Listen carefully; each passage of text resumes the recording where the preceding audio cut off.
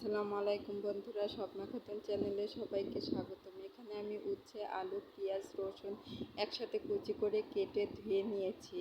এবার একটা প্যানে মাছগুলো ভেজে নিচ্ছি। মাছগুলো ভাজা হয়ে গেলে আমি একটা কড়াইতে দিয়ে দিলাম তেল এবং পেঁয়াজ কুচি।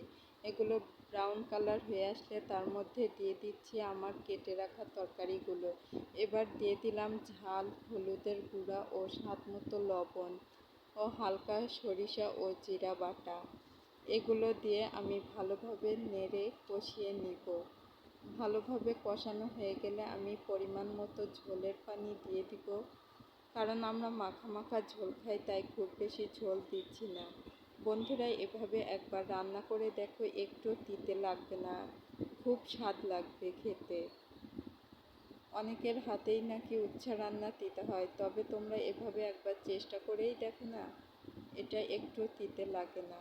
এবার আমি ঝোলটাতে দিয়ে দিচ্ছি মাছগুলো।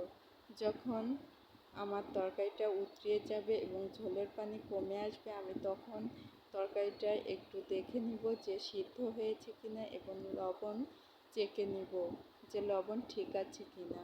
সব কিছু ঠিকঠাক থাকলে, ঝোলটা মাখা মাখা হয়ে আসলে আমি তরকারিটা নামিয়ে দিয়ে দিব জিরের গুঁড়ো। এবার দেখুন, আমার খুব সুন্দর সুস্বাদু স্পেশাল উচ্ছে দিয়ে আলু দিয়ে মাছের রেসিপিটি তৈরি হয়ে গেল।